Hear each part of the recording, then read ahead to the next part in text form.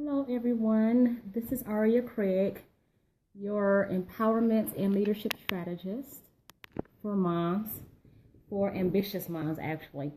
And I'm coming on Tuesday at 7 o'clock p.m. Actually, it's a couple minutes later. I was going to talk about something in particular today because I'm excited to be releasing my second book, which is about being business savvy in corporate America or as an entrepreneur. Hi, Nicole. Or as an entrepreneur.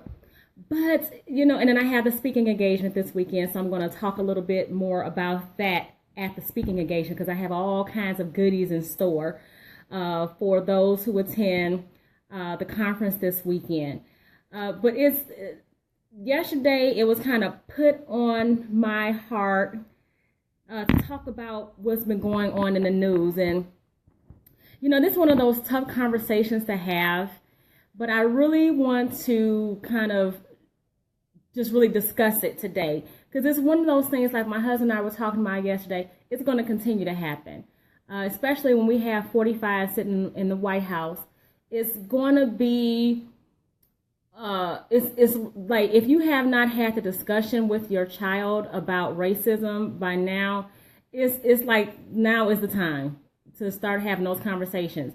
If you have not sat down and explained to your child, if you are a minority and you have not explained to your child how things are going to be for them growing up at an age appropriate level, and then as they get older, continuing to have those conversations to encourage them, not discourage them, but to encourage them along the way, but to also prepare them for some things that they may come across and endure as they get older, especially when they leave high school. So anyway, I had to talk with my son about racism. I'm African American. I'm sorry, it's a little bit hot in my home because I just closed all the windows. It was nice and cool, and I closed the windows because for some reason I was getting a glare. But when I had a talk with my son, who is now 17, will be 18 in a couple of months, about him being an African American male when he was maybe about 6. And what I did was and this is just me. I'm not telling anybody else what to do. This is how I chose to have the discussions with him about racism. So, and my views on racism and the direction we're going to go as he gets older. I actually sat him down. I think he's about 7, and I showed him the documentary on the Ku Klux Klan, and also letting him helping him understand that they are not the only white supremacy group out there. But this was the one that I really wanted him to understand. By us living in a predominantly African American society, community, that when he goes out, because my whole thing was when I moved out of the neighborhood that I was in, I wanted to move into an environment that was diverse, because I needed my son to experience things. I needed him to experience more than just being in an African American community and going to school with majority African American students. Which I spoke about this before, and I even talk about this in my book for Volume 1. When you are at a school where there's predominantly African American children, and you have Caucasian teachers, and they haven't had diversity training, there's going to be an issue. There's definitely going to be a problem, because my son encountered that in the 3rd grade. I think it was either the 2nd or 3rd grade, and I had to go up to the school because what she did was in the classroom, it was I think they were predominantly African American. You had a few students there that were Hispanic, and the teacher was Caucasian, she was white, and she called the children ignorant. My son was the only one that stood up in the class and told her she was racist because she called everybody in that classroom ignorant. Now, I got a phone call at work from the principal. I think it was the principal or the vice principal. I can't remember. I had to go up to the school and have a conversation and explain to them that, yes, my son knows what that means, that my son knows what that word means. I don't call my son ignorant. I don't think I've ever said anything discouraging to my child a day before in his life that made him think he was anything other than great. So it just really, I struggle with how he was the only one that caught on to that. Like, he was the only one that caught on to the fact that this was a problem, like this was an issue. None of the other kids said anything, and I don't know if it's because they heard that in their households, or, you know, they were told that they were ignorant before. That was something that she just practiced doing. I don't know, but he just automatically, and I'm telling you, my son, I gave him all types of praises for him stepping up and telling her she was wrong for saying that to the class. So what I did was I talked to them, and I told them I had a talk with him and told him, you know, I'm glad that he stood strong in his principles, but also to let me know, so, because I'm an adult, she's an adult, let adults handle grown folk business. Let me handle the situation as an adult. So when I went to the school and I talked to the board and I talked to the principal and the vice principal, I told them that I really think that they need to have some type of diversity training, because there is no way that woman should have been working at that school that's predominantly African American, and she's just flying off with those types of words whenever she got frustrated. So that's when I first started talking to my son. Well, actually right before then, because again, he knew what that word meant about racism. When we moved out here to the community that we live in now, I really wanted to be in a diverse neighborhood. I wanted him to go to schools that had diverse settings with different cultures and different races of kids that he could be able to like build relationships with, and people can see each other as kids, not at black, white, Hispanic, Asian, whatever the case may be. They are seeing each other as kids, and they are identifying with each other as kids and growing up with each other as kids, and understanding that, hopefully with the understanding that what you see on TV does not depict all people of that particular race. So, and I noticed that we had a conversation too when we were going to, my son and I, we were going to, I forgot what store that was we were going to. But, you know, out here predominantly, most of the beauty supply stores are owned by people that have products for African Americans, are not owned by African Americans. And they treat you a certain type of way. And I told him that I just feel like, you know, I don't know, when they come over to America, when they come over to the country, if they just build a certain type of stereotype in their mind based off of what they have seen and what they have heard, what they see on the news. Because I don't know about y'all, you know, when I'm hearing the news and something is happening in a certain community and they chose a particular person to speak on behalf of that situation, I almost cringe. And because I'm looking at a person who looks like me, and that everybody that's looking at this network and looking at this story is going to identify with, and they're going to automatically think that this person talks like me and I talk like this person. It's not that I feel like I'm better than that person. It's just that I know how to articulate words, and I'm hoping and wanting them to choose somebody who can articulate the situation better than just choosing somebody that they're putting on TV almost like a minstrel show. So with everything that's going on nowadays, when President Obama was in office and what's going on, you know, we all know what's going on when Trump was running for president, and now that we have 45 in the White House, is what's going on and what happened in Charlottesville, Virginia. Again, I can't stress this enough. If you have not sat down and had a conversation with your children about racism, you need to start doing it today. Again, at an age-appropriate level. And not to where they are scared, but to where they are confident and they are strong in their own ethnic background. With my son going to a diverse school, and now that he's a senior, and it's not, I'm saying, I want to say my sons, both of my sons, my son and my stepson, both are seniors in high school, and they both attend schools that are very diverse. And my husband and I were speaking, I'm not nervous, but I needed to have the conversation about what you can expect when you leave up out of those schools, because you're so used to being around your friends. You built these relationships. You all see each other a certain type of way because you've grown with each other through elementary school, through middle school, and now high school. When you step foot out, when you graduate from high school, from senior year, and you go away to college, it's like you're going to get smacked in the face with reality. And prayerfully, it's not in a negative way, like police officer beating on black kids way. Somebody calling you the N-word way, which, you don't know when that's going to happen or if it's going to happen, but you want to make sure that you are preparing your children for how they will respond, if they will respond to a situation, and how it would impact them and their self-esteem. And as that ethnic group, whether it's Hispanic, African American, whatever the case may be. And also I attend a diverse congregation where I go and worship on Sundays. It's a diverse congregation. And one of the brethren there, who's actually white, he and I'm not going to say his name, he's actually white. He got up on the pulpit about a month ago, and he spoke a dynamic sermon about racism in the church. And I'm just like, I've been going here for I don't know how long, and nobody touches that. Nobody, I don't know how many times, I'm 40, Lord's will, I'll be 41 in a couple of months. I don't think I can ever recall a conversation in the pulpit about racism. It's like people are scared to touch that subject. And he did a fabulous job from a Christian standpoint. Fabulous. And, when I'm seeing with these events taking place that's publicized all across the world, and we look like a laughing stock because we can't seem to get it.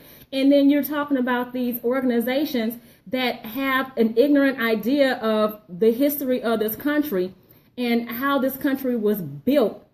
It's just really, it's vomit inducing. Like, really? Like, where did you get that thought process from? Where is your mind concocting your thought processing to feel like you're dominant in this here country? I struggle with that. But when we are seeing these types of events taking place, and I'm seeing all of the, African American churches come together and they're praying, I'm going to tell y'all, again, I've been in church all of my life. Prayerfully, that will never change. I just don't understand how we can believe that we can pray away racism. Like, that's just all we got to do is pray. And then we just gonna keep on going about our lives like there's nothing else to do. I have a problem with that. I'm just being honest. There's a real issue when all you feel like you can do for people who are attacking you and me and my race and my culture, and the young generation that's coming up behind us that has to deal with this stuff also. And they have to deal with it from a different perspective, because in my day, it wasn't the same as what my mothers and my dad saw and what my grandparents saw. When we were growing up, it was a little bit different. Not saying that it wasn't out there, it was just different. Now it's everywhere with this generation. You're able to see it because everybody's broadcasting it. And we look like, again, I can't stress this enough, we look like a laughing stock to the other countries across this world because we can't seem to get it together within our own country. So, I think that there are some conversations that need to be had in churches, in your homes, with your children, and to give them a sense of pride about themselves and their country. Not letting them think that you have a few groups or these groups that make them feel like they're so dominant because their process and their way of thinking is so misconstrued about our history, about the history of this country. You can always, let them know, especially if they're around my son's age, to start joining groups. Join groups that are against racism. Not saying violence or encouraging violence, but against a certain poison in this country that should not be tolerated. Signing petitions with Confederate flags and racial symbols and things of that sort. My husband and I just came back from Tennessee, and I don't know if y'all been to Tennessee. We've been there a couple of times before because we love nature, we love the mountains, we love fishing. I mean, I love animals. I'm just like, oh my gosh, I love animals so much. Like, I could just sit there in the wilderness and be zen, because that's just how I am. I just feel like God had created everything in the earth for everything to just mesh with a certain energy. So everywhere we went, there were Confederate flags. And that's not new, because like I said, when we've been there a few times, when we went there the first time, I was like, okay, what's going on? Because you can't get away. Everybody was really nice, but you couldn't get away from a Confederate flag. So I don't know how people view it. Like if they're viewing it from a my race is better than your race perspective, when they're viewing it from a patriotism perspective, because everybody views that different. You know, African Americans going to always see it different. I mean, that's just how it is. We're going to always see it different because of what it stands for. But it's just maybe some type of, I don't know, class or training or something to let folks know what that stands for, so people can like, oh, okay. Now, I'm not sure how much more of a difference that's going to make, but when we're signing petitions to get that stuff down in our country, then it may make a difference once, you know, if we sign those petitions and they go through to our legislator, that these things get taken down. I don't know. I'm just saying we just got to do better than just praying things away. We have to step up and do more. I was telling my husband, I'm not saying that I did not, I'm trying to figure out how to say this without people being offended. I think that 45 being in the White House is almost a good thing from the perspective of it's going to choose people to wake up. Like, people were asleep before, like, people have been asleep. Like, even when Bush was in office, people have been asleep. When Barack came in office, people just got real lazy. I think the fact that he's in office is going to force people to act, to get involved, I hope, to start being more vocal, and to next time make sure that they exercise their right to vote. But also, when we're talking about having like, push to have this type of stuff in your schools, like push to have diversity training, some type of class, something in your schools, especially the high schools. Because again, when they graduate from senior year in high school, they're going to be like kind of catapulted into society and going to be into, you know, I'm trying to figure out how to say some stuff without getting so emotional about it. They're going to be put into society and have to deal with real world issues. So putting that in the schools, I'm not going to say especially high school, but, you know, starting it when they're young, some diversity training, because you got that in employment in corporations now and companies where they have diversity training, they have diversity and inclusion programs. There has to be something that starts before then to get people ready for the adult world, like when they start getting jobs. And another thing I was talking to my husband about, when I was a professional development chair for Metro Board, we had a career club event, and we had a few people that came in asking the question, speaking of, diversity and discrimination. A few people came in and they were asking, should they put their address on their resume? And this is something I addressed with my son, and going to have that conversation with my stepson. I just saw him Sunday, so I hope to see him again. I had that same conversation with him, that, you know, how it's going to look, how are you going to look as an African American male once you start working in corporate America? Like, what are the challenges you're going to face?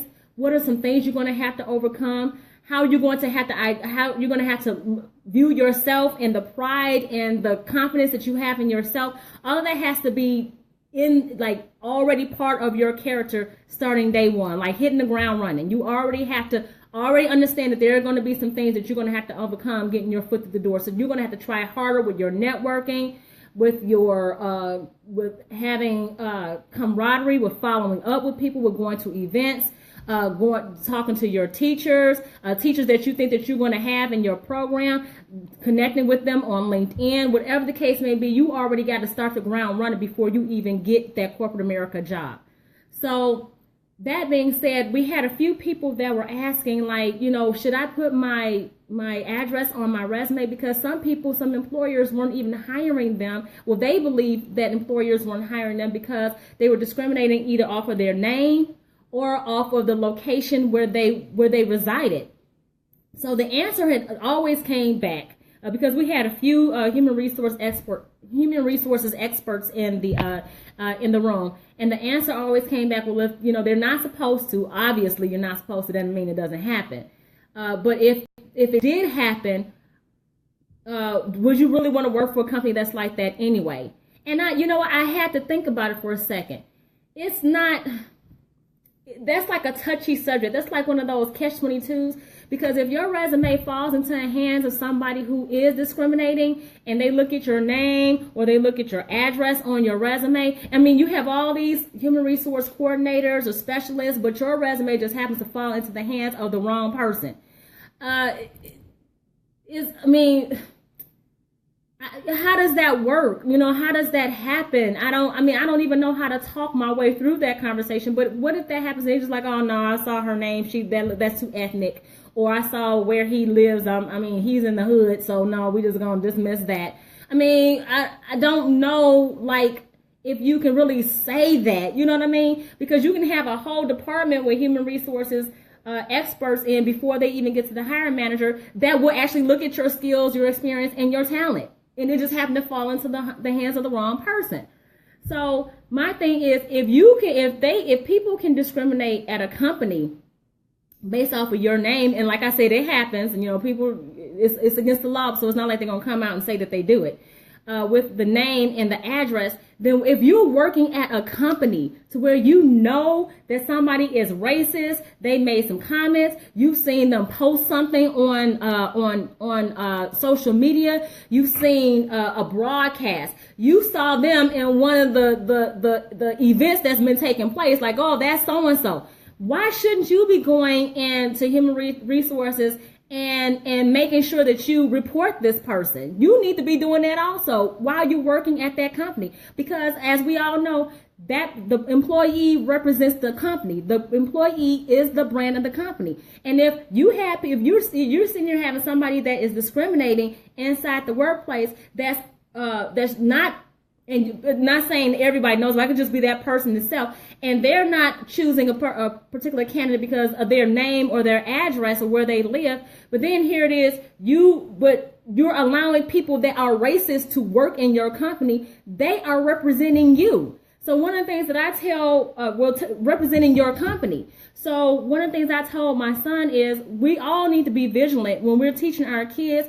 If you can write a research paper in high school about a book or whatever to get a grade, then when you leave up out of this house, you need to learn how to research companies and their corporate values, their vision statements, understand who their investors are, who their stakeholders are, learn more about them individually from a personal perspective, not even just employment companies in terms of being placed for employment, but also where you're going to invest your money. Like if you're going to buy clothes, if you're going to buy, movies, whatever you're going to invest your money in, you need to be looking to see if this particular company, if you can identify with their values, with their brand, with their investors, like I said, with their, with whatever it is that makes that company's brand be what it is, and go deeper into who the presidents are, the vice presidents, the people that sit on the board.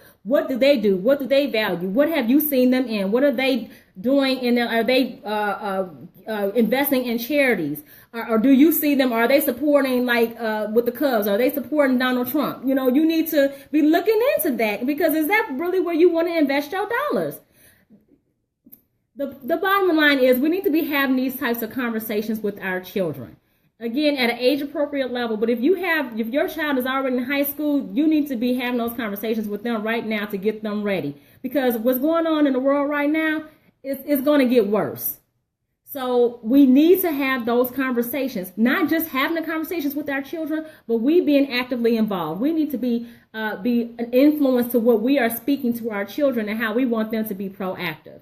So that's all I had for today. I had some stuff that I wanted to talk about. I'm trying not to get emotional and get upset and angry. I'm really trying to come at a place of this is a tough conversation to have and it needs to be had. It's like we can't keep sweeping things under the rug. Again, we can't pray away racism. These are things that we need to be doing in our homes, in our communities, and really preparing our children for the real world and what lies ahead of them.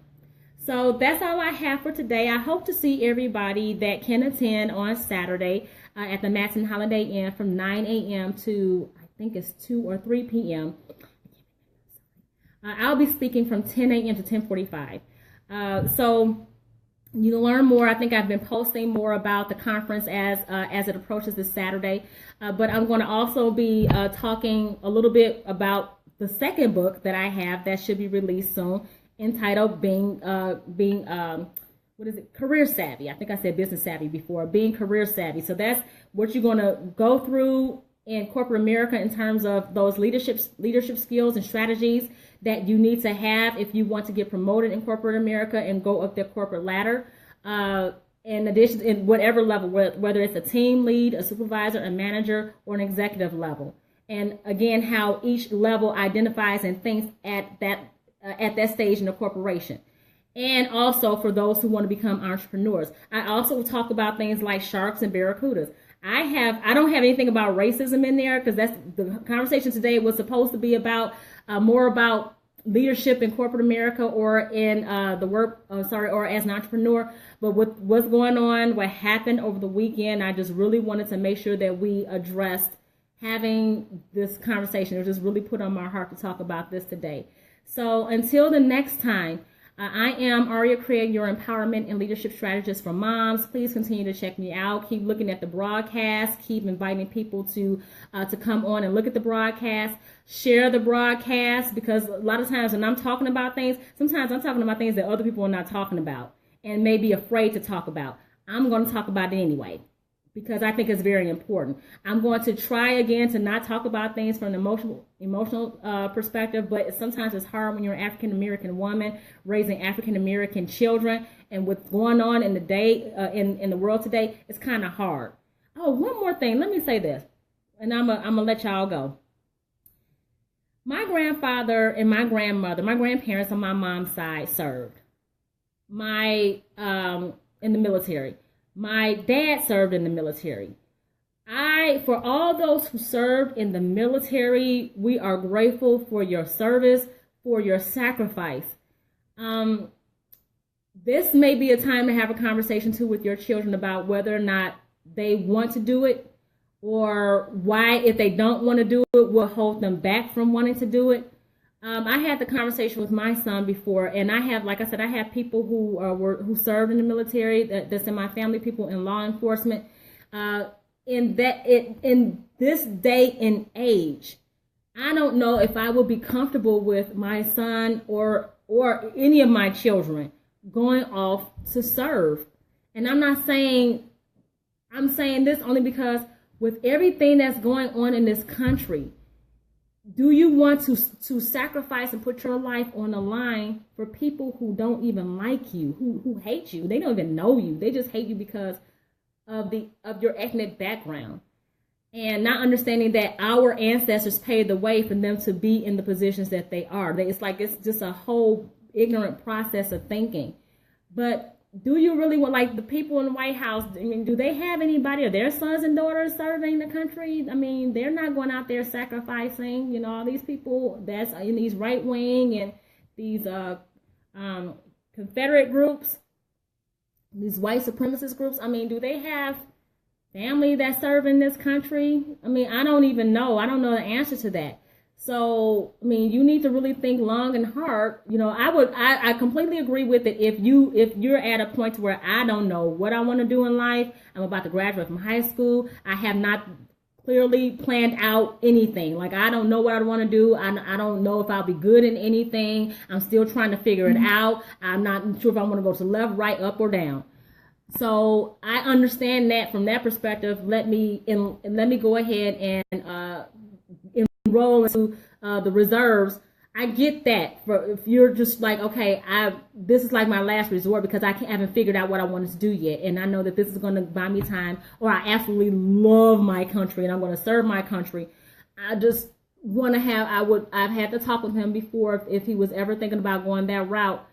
Just kind of think about what you're what you're going to be going into and what you're going to be doing. I'm not saying it's right or wrong. Just give it more thought with what's going on in this country today. I'm not talking about a few years ago, a decade ago. I'm talking about right now with what's going on in this country today, with people that used to do things in the dark are now coming out in the light and not hiding themselves.